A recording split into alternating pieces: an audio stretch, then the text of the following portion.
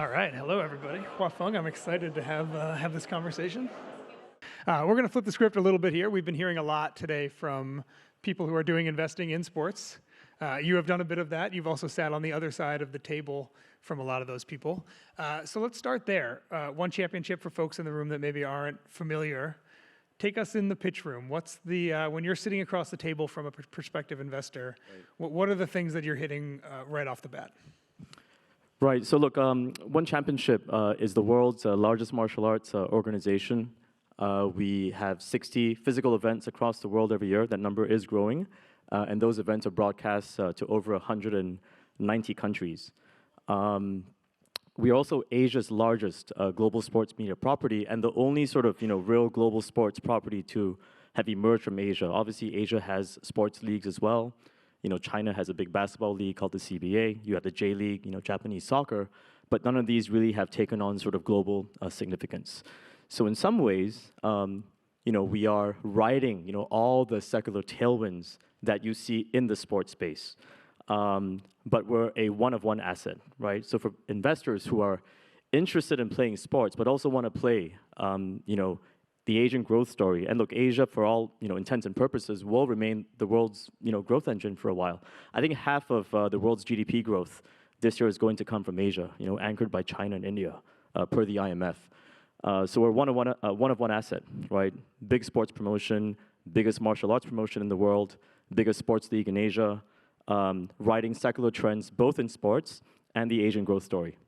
Your cap table has sovereign wealth in Qatar Investment Authority. It has big private equity and institutional investors. There's high net worth individuals. When you're approaching a meeting, how different is the conversation depending on who the person is sitting across from you in terms of whether they're sitting on a pile of $600 billion or they're sitting on a pile of $20 million? How do you tailor your pitch depending on where the money is coming from across the table? It's interesting. You're right. We have a really nice combination, right, of venture funds, private equity funds, sovereigns. The last round actually was led by QIA, the Qataris, and Guggenheim. Two very different type of investors, but both investors that really kind of believed in what we were doing. To be honest, the pitch, the fundamental pitch doesn't change that much, right? Ultimately, I talked a bit about, our dominance and incumbency, right, in the world of sports, in particular in Asia. But all of them are kind of looking at the same thesis. It is the scarcity of what we're doing. It is the competitive moat that we have built through blood, sweat, and tears, over, a little more than a decade. Production, brand, deal making, right? A lot of these things are hard to replicate in a short period of time. I mean, if you look at where we stand today, per Nielsen, we're actually the world's most watched combat sport promotion. You want to pull up the slides real quick? There you go. So, per Nielsen, we're actually top 5 today of the world's, top 10, 20 sports properties. We're actually top 5, both on TV and on digital. So when investors see this, I don't think it matters if you are a Sequoia, a QIA, a Guggenheim, an Iconic. This is something that is pretty interesting. In a short period of time, we've been able to build a huge audience base, and the growth continues. Next slide. So out of the top 10 sports leagues in the world, we're actually the fastest growing. If you look at all the metrics, from left to right, everything is up and to the right, be it hours, be it TV viewers, be it organic video views. And this is great because ultimately, sports, as all of us know, is an industry where popularity precedes profitability, right? So when investors see these metrics, and then obviously see revenue sort of following the same direction, it doesn't matter who you are, right? It's pretty exciting. I mean, I'm an investor in the business too, and this excites me. So I've heard you say that there was a kind of a mantra in the office, RFE, That's right, yeah. Reach, frequency, Yep. And engagement, and that sounds like what you're talking about, right? There was an early phase where maybe you left money on the table trying to get the reach. How much? I'm curious, actually. Well, look, I mean, I'll share a simple anecdote with you. I think it must have been maybe 4 or 5 years into the journey. We actually were offered a media rights deal that would have made the company profitable like this. But the issue if you saw the chart, our exponential growth really has been in the last 5 years. In the early days, our audience was not that large yet. So what happens when your audience is not that large yet, and you put that audience behind a paywall, that becomes pretty challenging. Instead of in terms of building further audiences, right? And in terms of needing to reach that escape velocity point where things just go ballistic. I mean, in the internet age, many businesses follow the same approach, right? In the early days, a lot of these digital platforms, Facebook in the US, Taobao in China, were basically not monetizing, right? They were building user base and audience. And we are no different. So RFE stands for reach, frequency, and engage. I'm sorry, just to close the loop on that story. So we did not take the deal, right? Because even though that deal would have made us profitable right away, we would have been put behind a very low viewership paywall in multiple countries in Southeast Asia. And that would have meant killing, our audience growth. And I'm glad we made that decision because, as you can see, the audience has really gone ballistic. So how do you decide when that phase ends and when the monetization phase begins? I think some of this stuff you can kind of see for yourself, right? If you look at the trajectory of our audience growth, it really kind of hit escape velocity, maybe 3-4 years ago. And a lot of the monetization will follow suit. The good news is that we're not inventing a new industry. Sports media has been around for a long time. We're not inventing ride-hailing. We're not inventing room sharing. This is a established industry, obviously, albeit with different levels of development, right, in different parts of the world. So once you hit scale, if you're a top 10 sports property, you have audiences everywhere, you have massive fandom in some markets, the monetization naturally happens. So if you look at our revenue streams, we're talking about very traditional things like media rights, like sponsorship, like consumer products. But because we were born into the digital age, a whole bunch of other stuff is also available, right? We get a rev share off of some of the digital platforms that we operate on, just like any other 21st century content creator does. We just did a deal with Animoca, right, to do a blockchain gaming, and that's going to monetize pretty soon. So, the nice thing is that the traditional, businesses or traditional revenue streams that are associated with sports media, we get to enjoy. But because we're born in this age, we get to enjoy other stuff as well. Meredith mentioned in the intro, you guys just did your first event in the US earlier this year, sold out crowd in Colorado. How important is the US market to one's growth? Yeah, the US is really important. Look, I mean, given that we were already, a scaled, martial arts promotion, we've actually always had a bit of a fan base here, right? But I think we really saw the power of that when we landed on ground. So as I've mentioned to some people, some of you here as well, we went from knowing that we had a right to play to seeing firsthand that we had a right to win. Like you said, the event it was a sold-out crowd. Actually, it sold out in a matter of weeks with minimal marketing. And when you see that 6,500 seat venue, I think, is your immediate thought, we should have done a bigger venue? Yes, we should have. Okay. We should have. Look, we're excited about the US. We believe we have a right to win here. And when I say win, I don't mean displacing the USC, right? I just mean like becoming a very relevant player, right, in the combat sports space. There's enough room for everybody. I say that, but I also know that we obviously have to come here with humility. The US, Americans are spoiled for choice, right? You have the NBA, the NFL, NHL, foreign properties like the EPL have audiences here as well. So we wanted to come with, a certain level of humility and kind of, the mindset to test the market first. And that's why we actually went for a medium-sized arena. But you're right, in retrospect, we're kind of kicking ourselves a little bit because a lot of the team actually was telling me and Chatri that, hey, we can probably sell something bigger than this, right? We're like, well, it's the first time, let's, It's better than the opposite problem, right? Exactly. Realizing Exactly. It's better than the opposite problem. So no regrets. It was great. Sold out crowd. I was there. It was phenomenal. And actually, this is a really interesting thing. Okay, the event was headlined, by a big MMA event, Demetrius Johnson, right, the greatest of all time, pound for pound, versus Adriano Moraes from Brazil. It was a trilogy fight, that DJ won. But the loudest cheers in the audience, interestingly, was not for Demetrius Johnson. I mean, he's American. I thought, the crowd would be sort of over-indexed to him. But the loudest cheers were actually for Rotang, who is, our Muay Thai superstar, one of the biggest strikers in the world. The loudest cheers were for him. So what surprised me is not only was the American audience very receptive, to our product and event, they were highly educated about fighters that were not from the US. That was amazing.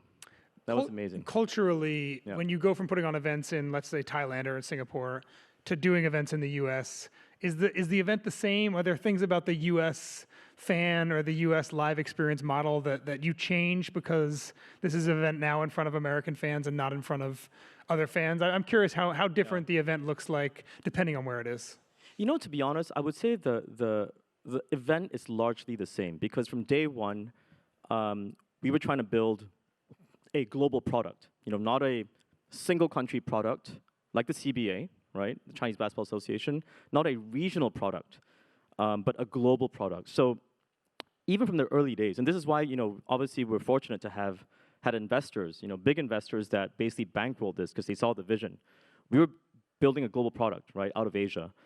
So when you take that product and you move it from the US to the Middle East, back to Asia, et cetera, it actually doesn't have to change that much. I mean, if you watch our content, you know, you can watch some of our content online. It's a very international product. The fighters from all over the world, the creative sensibilities are very international. So not that much has to change. Now, obviously, right, in countries where there are local language considerations like China, a lot of the PR and marketing has to be done in local language, and that's natural. But the fundamental product is not that different. Now, obviously, you know, we probably were a bit more biased to American athletes, you know, for the American event, versus in a China event, you probably would feature a few more Chinese athletes. But the fundamental creative sensibilities, the product, world class. So one U.S. event in 2023, 2024, more and bigger venues. What's in store next year? Yeah, so as I said, this year was just dipping our toes in the water. We are going to get to at least a cadence of quarterly events, you know, starting next year.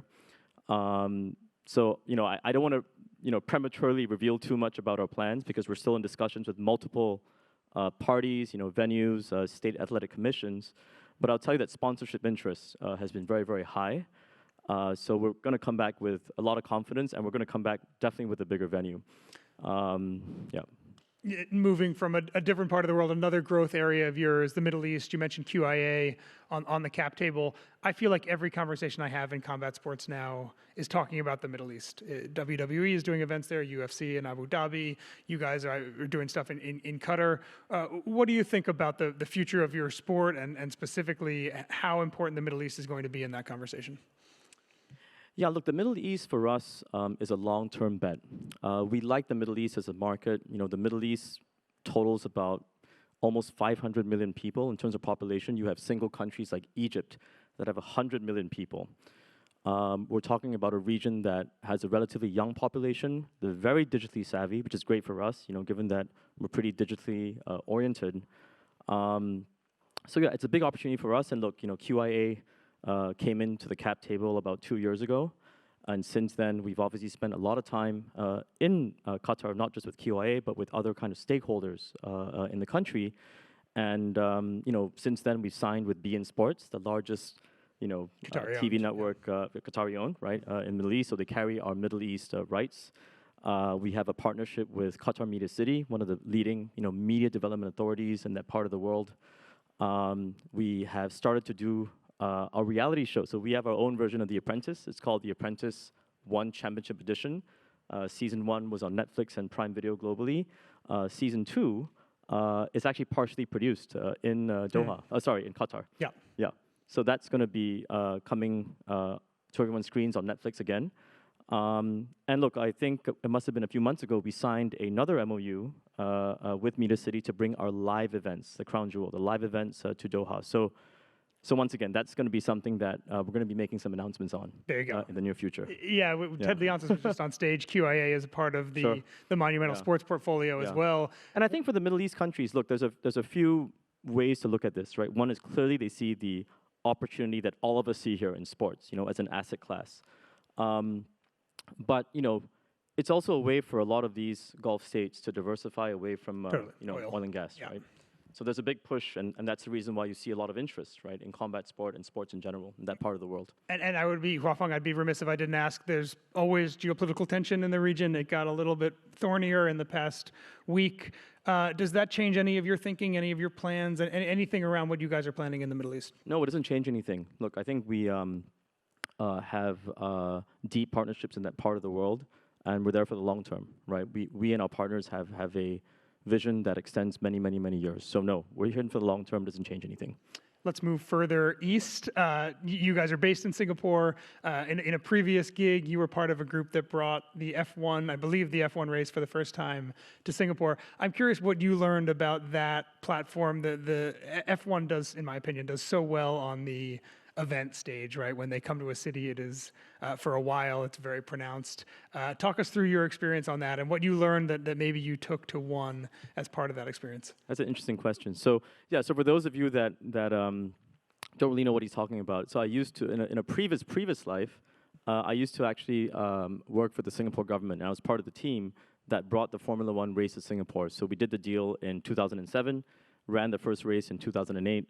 I went on to do other things afterwards, but obviously, you know, the Singapore Formula One race has been going on for a while now. I learned a lot of things. You know, I think, look, the first thing I learned was that you can make a living in the sports business. You know, I grew up playing a lot of sports, played basketball, did taekwondo, et cetera. I never really considered a career in sports.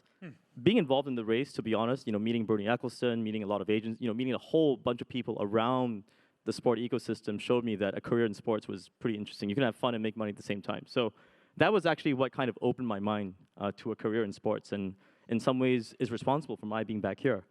The second thing I'd say is, you know, one thing I learned from that experience was, and this is something that a very senior government official once told me when I was, you know, a young guy then. A lot of times, you know, there's a lot of problems to solve. Think about it. It's the first night race in Formula One history. It was the first real street race after Monaco, right? In front of that skyline. In front of the skyline. Yeah. So we had to solve, there's a lot of problems we had to solve, right? And I think one thing that I learned is, you know, in the end, and I see this today, you know, in our industry, it's a people business, right? A lot of times when there is a problem, the logical solution to the problems is sometimes very obvious, right? It's very obvious. Everyone kind of can see the solution, but it just comes down to getting people to buy in and making sure that everyone is aligned, that is what they want for themselves. So it's a lot of it is around people and solving problems through people. So there's a lot of people here today who have portfolios or work for leagues or teams who have a big presence in the US and looking at Asia as a growth market. You are kind of in the reverse, right? You have a huge presence in Asia, you're looking at the US as a growth market. What advice would you have for a US-based league or combat company, whatever it is, about how to approach expanding into the areas that you are already very entrenched in? Well, first piece of advice is come to one of our events. You'll meet all the right people there. That's the Good first piece of advice. Good answer. But look, I think Asia's not a monolith, right? Asia is culturally, ethnically, linguistically extremely diverse, economically very diverse as well. You have very poor countries, very rich countries. So I think the first, you know, the one piece of advice would be obviously do your homework, right? And figure out the local culture and the local kind of norms before you go engage with people. A lot of times, people want to get to know you first before they do business with you, because social capital, relational capital still trumps, still dominates, you know, a lot of things, because not every Asian country has the public and social institutions that you would find in the US. Right, so in the end, a lot of things just goes back to personal trust. And there's a piece of that kind of built into your business. I know that people familiar with UFC know mixed martial arts. You guys are doing martial arts, and that involves specific martial arts that are very popular in specific countries that I would imagine give you that kind of touch point in culturally in specific places as well. No, you're right. I think, look, that's one of the biggest differences, right, between us and the UFC. Obviously, both of us kind of are a duopoly today in the global combat sport industry. You saw the top 10 properties on TV and digital. Both of us are on that top 10. We're bigger than them in some metrics. They're bigger in some metrics. But I think fundamentally it's a different approach, right? It's a very different, very different, almost diametrically opposite. I think how MMA and combat sport has grown up in the US, a lot of the focus is on the confrontation. A lot of the focus is, I mean, there's a reason why it was called blood sport, right, a long time ago. But for us, you know, martial arts is part of our culture. It's part of our heritage. It has 4,000 plus years of history in Asia.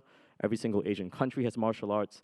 And if you go to Asia, a lot of people do martial arts growing up. It's just part of the culture. But they do martial arts not because they want to beat up their friends, because, you know, parents want their kids to learn values of integrity, humility, you know, honor, respect, courage, discipline, and compassion, right? I mean, those are ultimately the fundamental values that that we want to promote, you know, through the sport. And then the other big difference is the fact that we're not pure MMA. The UFC is pure MMA. It's worked for them. They've done a great job. You know, big props to what they've built.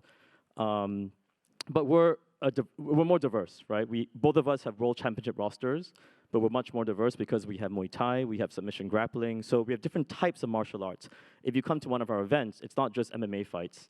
It's striking, it's submission grappling. We're like a buffet. When you hear that UFC is merging with WWE, what goes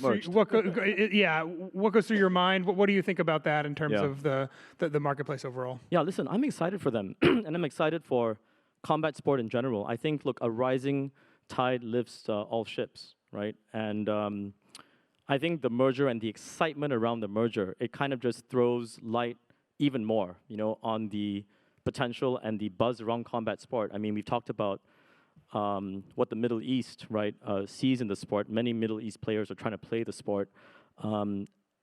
I think the merger just, excuse me, is just another proof point, right, that this is an exciting space to be in. Last one for you here. Increasingly, the more I talk to people in the sports world, public offerings come up a lot.